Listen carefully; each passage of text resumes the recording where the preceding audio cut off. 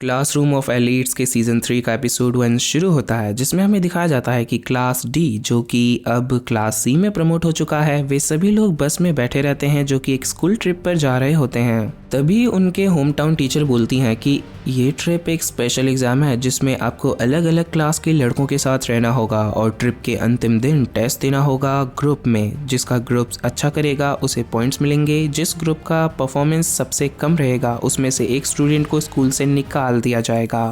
उसके बाद सभी स्टूडेंट्स बस से अपना सामान निकाल रहे होते हैं एंड तभी स्टूडेंट काउंसिल प्रेसिडेंट नागुमो मानाबू होरिकिता के पास जाकर कहते हैं कि फॉर्मर प्रेसिडेंट, क्यों ना एक कंपटीशन हो जाए। मानाबू सोचता है और फिर कहता है कंपटीशन क्यों? नागुमो कहता है बस ऐसे ही, ये जानने के लिए कि मैंने फॉर्मर प्रेसिडेंट को पछाड़ पाया हूँ कि नहीं। बस जिसका भी ग्रुप सबसे ज्यादा पॉइंट जीतेगा वो जीत जाएगा। मानाबू कहता है ठीक है। इसके बाद सभी स्टूडेंट्स अपने अपने ग्रुप के साथ रूम में चले जाते हैं। आयनोकोजी के ग्रुप के सभी लड़के शिकायत करने लगते हैं कि इतना छोटा रूम क्यों मिला है। तभी गुस्से से इशिज़ाकी आगे आकर कहता है ये कोने वाली जगह मेरी। युकीमुरा कहता है हमें पहले बात कर लेनी चाहिए किसे कौन सी जगह मिलेगी। इशिज़ाकी गुस्से से कहता है तुम अगर ग्रुप लीडर बन गए हो तो ये नहीं कि तुम।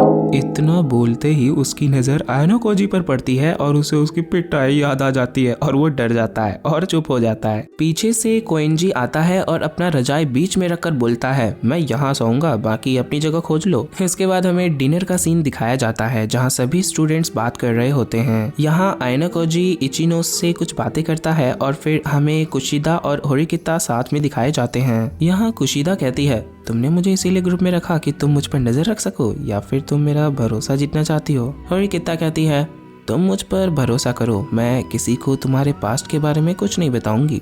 कुशिदा कहती है ये नामुमकिन है। फिर कुशिदा डरावनी बनकर कहती है मैं तब तक चैन से नहीं रहूंगी जब तक दोनों में से कोई स्कूल से निकल ना जाए। फिर सीन चेंज होता है और सुबह का टाइम दिखाया जाता है जहां आयनोकोजी के ग्रुप को सुबह में जल्दी उठना पड़ता है और ट्रेनिंग करनी पड़ती है। फिर शाम का सीन दिखाया जाता है जहां यामाउची गलती से साकायानागी को नीचे गिरा देता है और वो कहता है कि सॉरी, क्या तुम ठीक हो? साकायानागी उठने के बाद मुस्कुरा कर कहती है कोई बात नहीं। यार यामाउची, तुमने ये क्या कर दिया? शेरनी से पंगा क्यों ले लिया? अब मुझे इसका नोवेल याद आ रहा है कि फ्यूचर में ये क्यों स्कूल से निकलेगा। फ्यूचर में हमें दिखाया जाएगा कि साकायानागी के वजह से इसको दिक्कत होने वाली है बहुत। इस स्पॉइलर से क्या ही फर्क पड़ता है, ये एक साइड कैरेक्टर है, आयनोकोजी कहता है क्या तुम ठीक हो? वो कहती है हाँ मैं ठीक हूँ। फिर मुस्कुरा कर कहती है मैंने तुमसे कहा था ना मैं तुम्हें बर्बाद कर दूंगी, पर टेंशन मत लो, उसमें अभी समय है क्योंकि मुझे पहले क्लास बी को बर्बाद करना है। फिर रात में आयनोकोजी की से मिलता है और कुछ लड़कियों की लिस्ट देता है और कहता है कि तुम्हें इन पर नजर रखनी है। एंड देन आयनोकोजी जब नहा के आता है तो उसे दिखता है कि किसी ने उसके कपड़े पर लेटर रख दिया है। उसके बाद रात को 12 बजे आयनोकोजी हॉल में आता है जहाँ मानाबू रहता है। आयनोकोजी कहता है